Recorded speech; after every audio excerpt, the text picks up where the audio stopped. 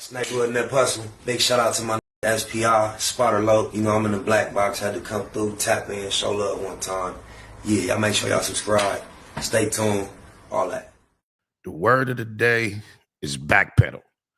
Backpedal is the word of the day. Typically, definition means to make a statement and then at some point later on, not really stand on that statement. And in reacting to some content the other day, I utilized that word. And I didn't think it held that much weight or consequence because I was trying to be real fair to everything that I seen analyzing without just being too transparent about everything that was implicated, because it is some type of street she-knit overtones up in it, right? And so bam, I find myself in a position as Rick Rock found himself with the Jay Reed situation when I first reacted to this, because I had no idea that PJ Butter was my loc. You see the picture now. The picture is up there on the thumbnails because, of course, when I came off that live, by the time I went to my Instagram, Butter was in my DM coming in hot like. And it was like through voice messages. And when I'm listening, one of the main things said, "Cuz you know me, cuz we go way back." Cuz he named the time frame and the people we was around. So it made me go look at this picture. I'm like, cuz it's the homie. So similar to how Rick Rock said he reacted to some content that was associated with Jay Reed and didn't realize they had a past. After that, I felt like I owed the homie an even more open ear. And for just to catch those up who probably not aware of what took place was the Goof Troop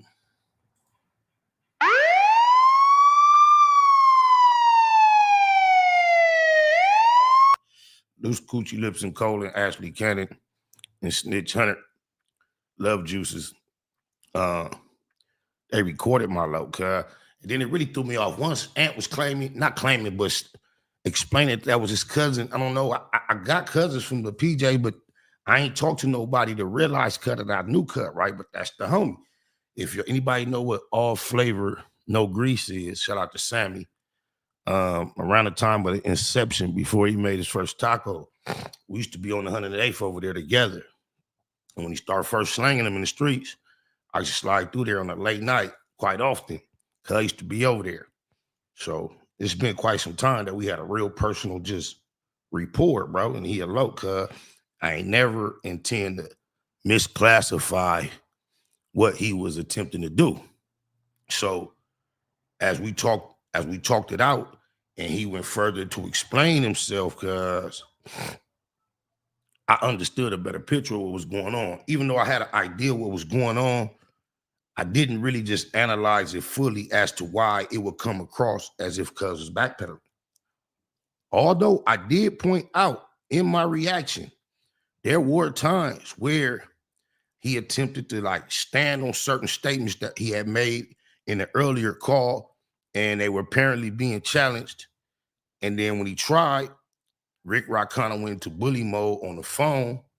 And we got to keep in mind, Rick Rock was the one on a mission on this call and trying to, make sure he brought about a point that would go contrary to what was stated on the earlier phone call. And what Bud explained to me, cuz like, it's the things. Initially, he requested to be on my platform. I was like, cuz we could do a live at 4 later on that day. And then we didn't talk again till I hit him shortly before 4, like, "Hey, you ready? You on deck?" And couldn't get back to me to a couple of hours. And he had a lot of other shit going on in his life. Send my love out to his family and his father. Healing powers, prayers, all that. But outside of that, just the politics was in the air. You got to think about it. You got to imagine it's more people talking about this than the few people you see talking about it on the internet. So I was hollering at a couple of his homies. Remember, even I realized there was a certain person in the chat that was going up. Shout out to the homie J-Dog for PJs. A couple of the messages that I assumed that was directed toward me have been clarified not to be directed toward me or what have you. But it's a lot of conversation going on about how these goofy cats got a real Kiwe caught up on a conversation that he wasn't trying to have publicly. And the reason why it may come across as he was backtracking is because, according to him, it's a couple things. Not only is, as he states, according to him, that's not the whole conversation, which makes sense. If you're going in on the low, trying to correct whatever was said before and the nigga spoke down on you, I could see the strategic mind frame of Rick Rock coming in there, getting whatever he can get in totality and then utilizing the portions that best serve his purpose. The homie say it's a lot more of the conversation that took place that would cause him to not look like he backpedaled and that was never released. And I can't confirm that, but that makes sense. On top of that, there was peace talk already. And like you say, his G homies was involved. They heavily invested at this point in the hub and the dub essence of the whole situation, not allowing no bullshit goofballs, goof troop niggas to trip up or cause friction amongst that. At the same time, after all the talking and politicking with Butter, you know, like I say, he got a lot of serious shit going on in his life. He know it's bigger than just him. And he don't believe that he bigger than the program. He don't appreciate how his character has been portrayed in the public as an introduction, especially when he wasn't even trying to come out into the public and make no introduction. And he does have interest in clearing and straightening some of this up. So he told me that him and his homie J-Dog was gonna pull up on a stream soon here in the future. And they would like Rick Rock to pull up too. So I let Rick Rock know that. And Rick Rock basically let me know they more likely than not gonna politic this on another level. But yet still, I still left the invite open for Butter and J-Dog to pull up if they chose to, and Rick Rock will still be invited if he choose to. However, this is just an update as to what has taken place on the situation.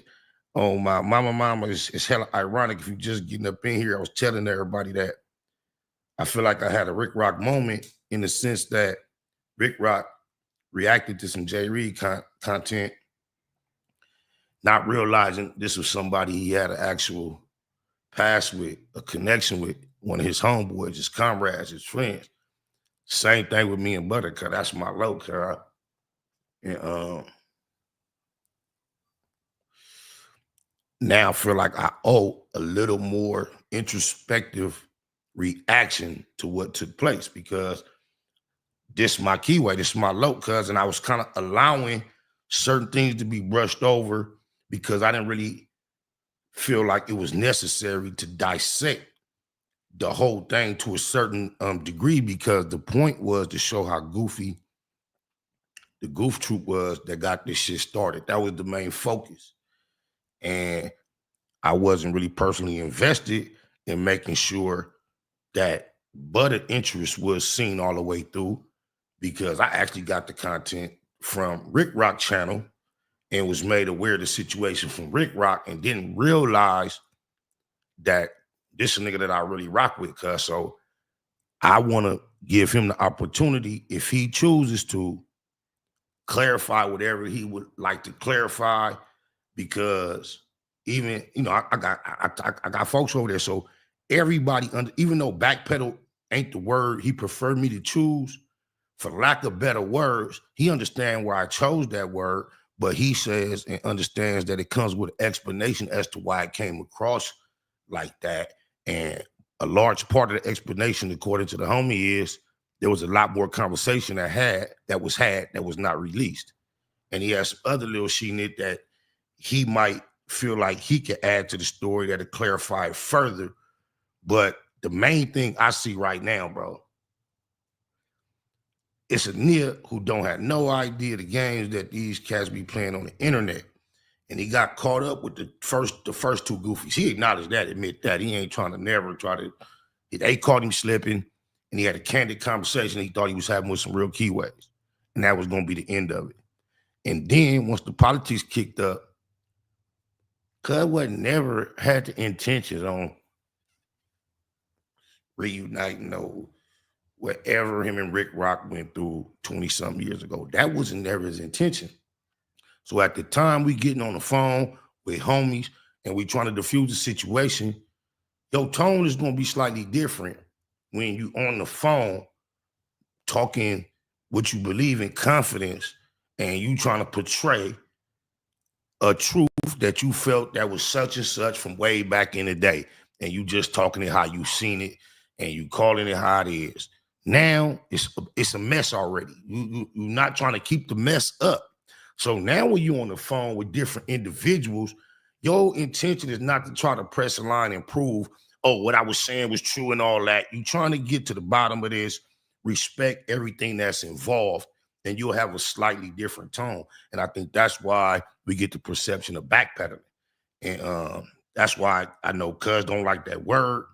I don't have a better word to replace with it, but I love Cuz, I respect Cuz, and if he so chooses to still accept the invite, we welcome to come on here and dialogue. We can talk about it, because you know it ain't no love lost, it ain't no hate, no disrespect. We're never trying to put him down in a bad light, but he stepped into Rick Rock world, which is this media world. And like I explained to y'all, Rick Rock is one of the most seasoned with the tools when it comes to having the best equipment, been utilizing it the longest, know how to capture it, know how to edit and present it.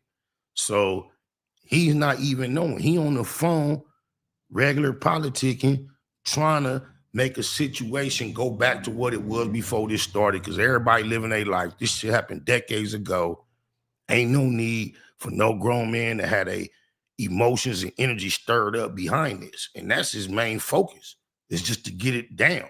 So he not finna be on the phone, rah, rah, rah, rah. So you're gonna get an imbalance, because just think, Rick Rock, he trying to react to just getting smutted on a call by this individual. And he trying to prove a point to whoever he can who's going to hear this, that whatever you heard on that last call is inconsistent. So you got two different energies. You got one nigga really trying to appeal to the culture and the politics, the hub and the dub, the homie shit. Damn, I was wrong. You right. I shouldn't have been on there with them niggas. So he humble in the rest of the dialogue, not knowing Rick Rock is in full operation mode, trying to make sure he gathers a conversation that he could present his content to go contrary to the content that was presented involving this same homie. So he was like, his hands was tied, cuz he didn't really know what he was up against. So I get it. I get it why he don't like the word backpedaling. You know what I'm saying? Because there ain't no telling what he said in the course of that conversation that didn't get released. And I was trying to make it clear that there was times where he definitely was trying to stand on some of what he said, and Rick Rock kind of like wouldn't give him, he'd just drown him out, like, rah, rah, rah.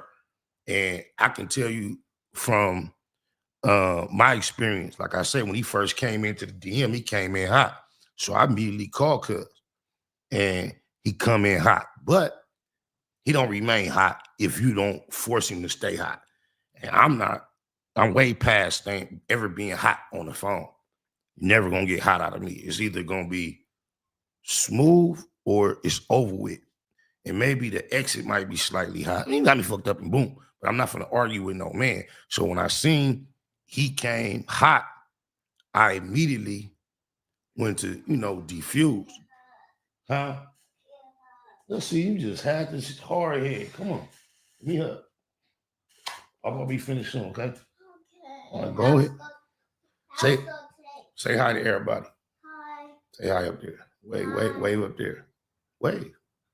How old are you now? 5. What's your name? Winter. Okay. You love me?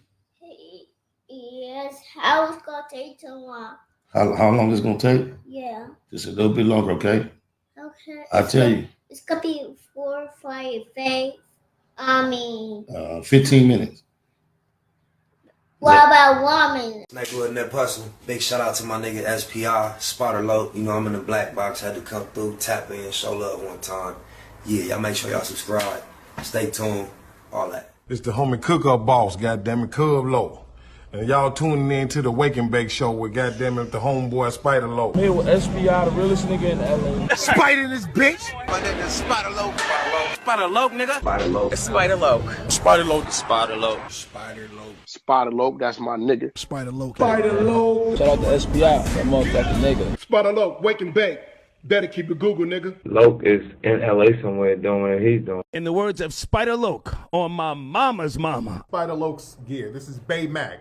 Nate Blood, C-Mac, shout out my Loke, Spider Loke, huh? Nate Blood, on hood. It's a beautiful world. You fight me? Fight, Crips.